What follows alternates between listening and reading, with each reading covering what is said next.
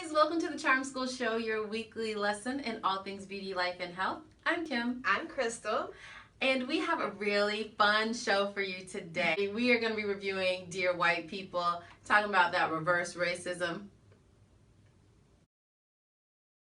Yeah, right. This show brought up a lot of emotions for a lot of different people, so I can't wait to kind of get into it all. But first things first, if you haven't already, hit subscribe.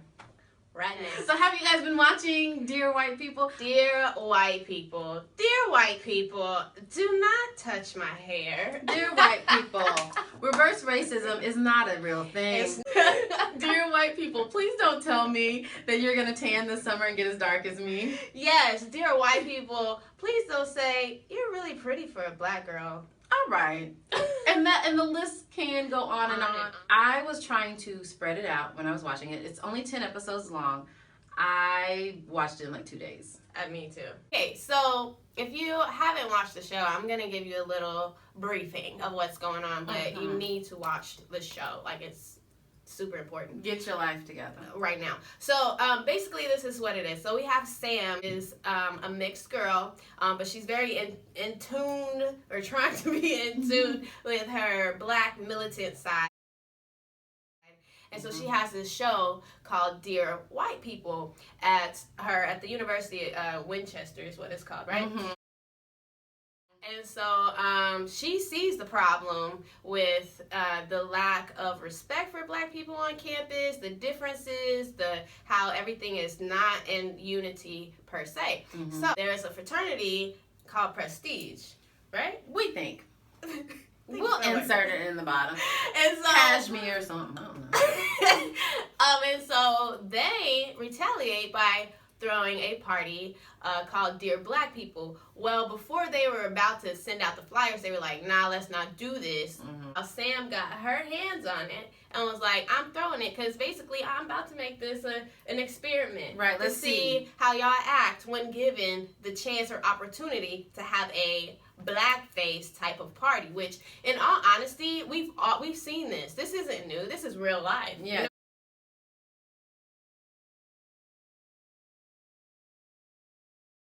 Really happens. And just like I was talking about going to a predominantly white university, we would go to a frat party at the frat houses there on campus, and they would be like, "Who invited you?" And I'd be like, "Well, you didn't ask Susie over here." Susie being the white girl, you didn't ask. You didn't ask Becky. We knew it wasn't. But you asked Brashana. You sure did. Ask a student, Abby. This is kind of the setting of the actual show. So it's a big fiasco. You guys really have to watch it. But right now we're going to talk about some pertinent things that happened in the show that really kind of gave a whoa. Right. And there were a lot of made you think moments for me in watching the show. Like you said, it kind of starts off after the blackface party. Right. And like the whole campus is in like turmoil after that. And like kind of racial discord. They're blaming Sam, saying she's race baiting and all that. Right. And really, she just uncovered an issue. I really loved the way how the TV show was shot. Yeah. I really liked how they told it individually in chapters from different people's perspectives. Right. Like going into the background of Coco. My personal favorite. I actually like Coco. Like Coco won me by the end of the Netflix series. I was like, Coco might be my kind of girl. Yeah, and the reason why too, and maybe that's why I didn't like the movie as much, but like the show had more time to like develop the characters and then kind of see why they are the way they are. Because Sam was initially really annoying to me. Really? Yeah. And so, like Sam. But like now I kind of feel like I understand her a little bit more. But like you said, Coco is my girl because I was able to relate to her story so much, especially being a brown-skinned girl, and like I was like, oh my God, I get it. I get why you're the way you are and why you feel like you need to wear weave to be pretty. A couple of the characters were still from the movie that were now in the series. Hey, Brandon, who plays Troy. What's Brandon's last name? Brandon P. Bell. He is so fine. Hey, Brandon. And I'm gonna go ahead I'm and say, Team Troy. Can I just say that? I'm Team Troy. I would have voted for Troy. I also wanted to say hey to Mark Richardson. That's Reggie. Hi, Reggie.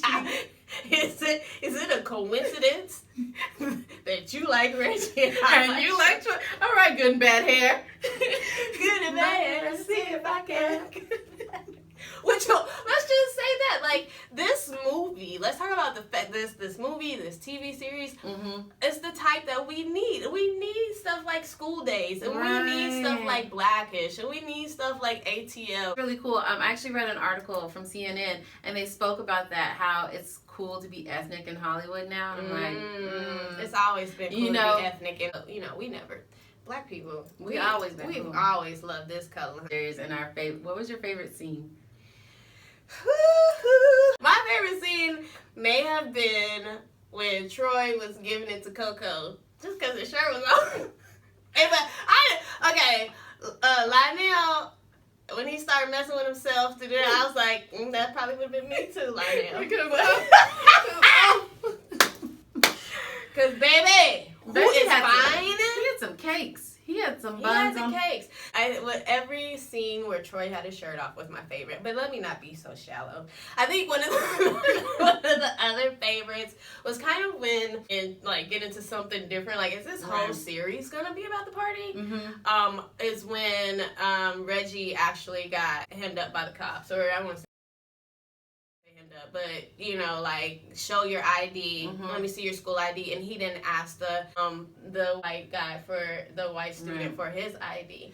And that said a lot for both spectrums, which is why I like this series. For the white guy, the white kid, I think that for him, he was like, dang, this really is happening. Mm-hmm. He's not asking me for my ID. Right. But he's asking him for his. And I literally cried. I thought it was so powerful, too, because to set the scene up a little bit more, prior to that, they had been drinking, partying together. Reggie had been kind of in a funk over Sam. Reggie was just like, I'm going to have fun this time. Like, he was... Right.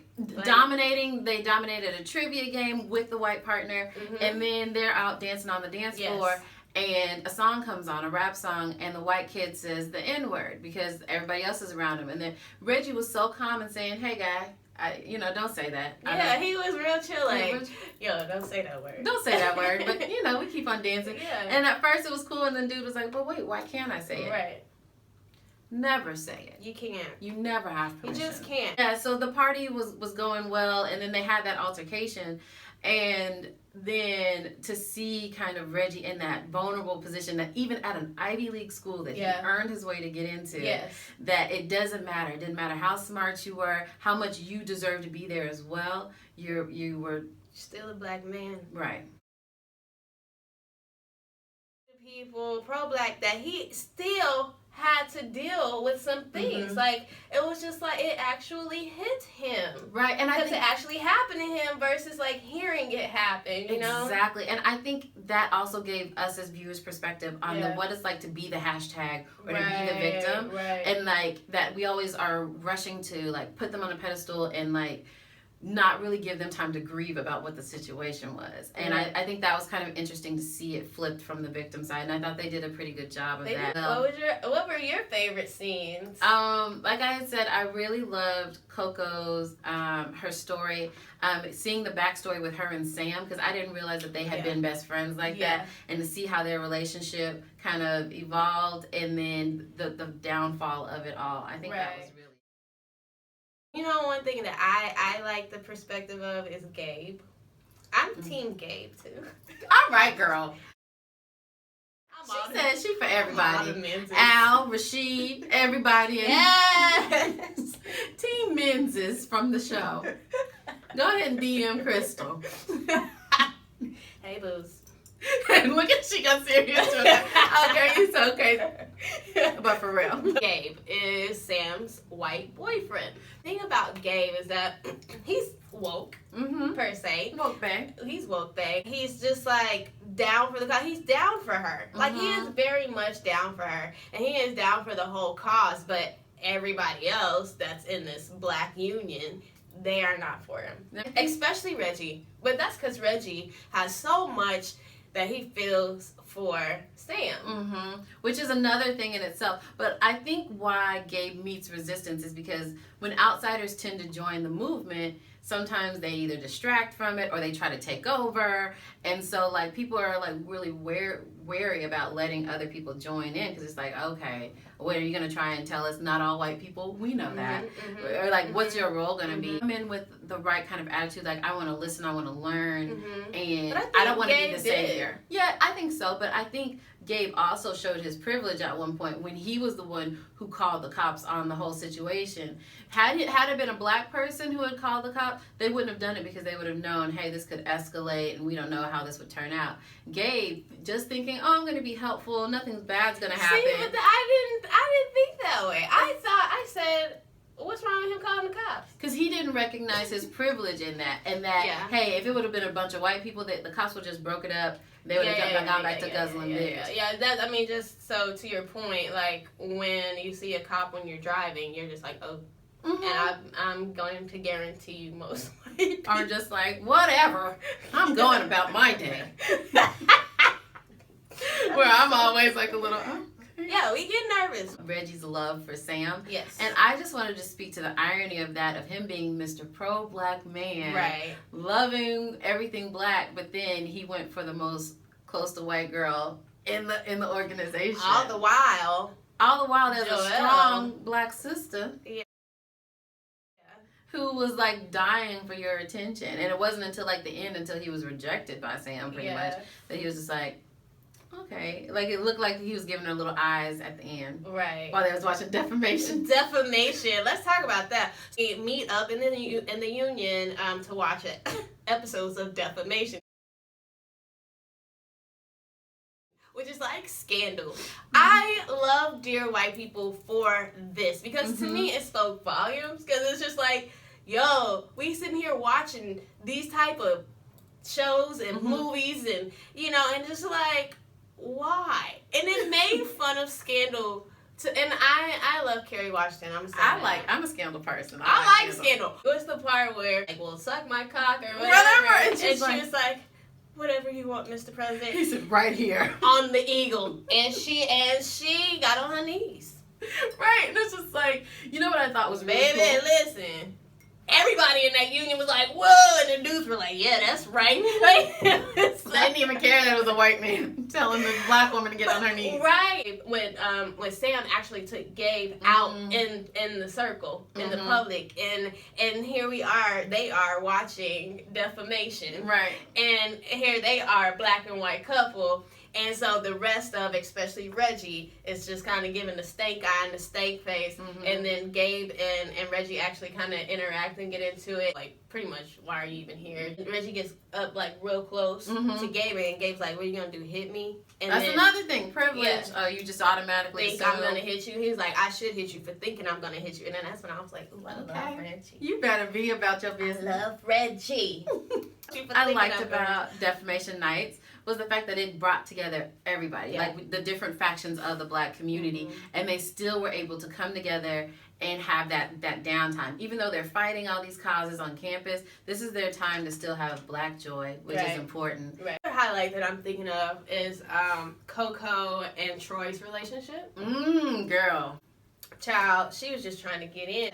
I now, watching the series, I see more of why she wanted to get in. So that we find out, like, what her motives are. It's just like, you know, because I'm trying to get to a certain place, and I know that you are in a certain place, Troy. You are the dean's son. You are president. Like, she was trying to use her woman power. It's more strategic for her to like, hey, I'm playing this hand because I've got goals for myself. And I came from the south side of Chicago, and I ain't going back. She's trying to marry the next senator's president. Why not try harder in high school?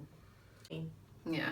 So I really liked, like I said, Coco's coming to age story. I liked when she came out with her afro and him saying he accepted her. But I love that too. But she kept it afterwards, afterwards, because it wasn't really about you accepting me. It's about me accepting me. Like when he pulled her wig off. Oh, child, I hollered. That's real. Holler, you hear me? I hollered. You hear me? Y'all know I wear a lace front sometimes. I have it, but that's my fear, because that's why I be like, I mean, not that I'm doing that. Single saved. And but no sex. But that wig came off and he put his do-rag on. Okay, Troy. All right. See, that's when I thought they were like really gonna be like a couple. Me too. You know what I mean? And I was hoping for that, but I'm just Team Troy because She gonna say it again and again. In case you forgot, we getting shirts for next episode. Team Troy. I vote for Troy. And also the white boy killing him. I mean, okay, so in the story, there's a white student and he's like the party animal, and he basically was like, I'm gonna fly, but in the morning they find out he died because he because he thought he could fly. So I'm not laughing at that. Wait, at the end, because then it gave them something to protest. Yeah, They're like, true. oh, we're gonna be So mad about binge drinking. How you gonna be mad about binge drinking and y'all just did it last night? Well, this goes to real life. Mm-hmm. That as soon as we say Black Lives Matter, then all lives matter. Or then blue lives matter. Then Puppy lives matter. Okay. Right. That Dear White People really brought out a lot of real issues, Yeah. and I thought they dealt with it in a very real and raw way. You know what I mean? I don't feel like they held back on some things. So the top 3 takeaways that we got out of Dear White People. Mm-hmm. Number 1. Stay woke. Do something. If you see something's wrong, change it. Yes. Number 2, we actually like the direction that Black film and series, TV series, movies are headed. Less Tyler Perry. Right. Yeah. Hollywood, keep it up. Keep it up, Hollywood. And number 3, white people, you cannot use the N-word. Not, never, ever. Ever. Yeah. If you go to a concert, you bleep on that part. You just nod your head. Right. And if we call you an N-word, well, that is just what it is. Means we like you. Or we talking about you. One or the other.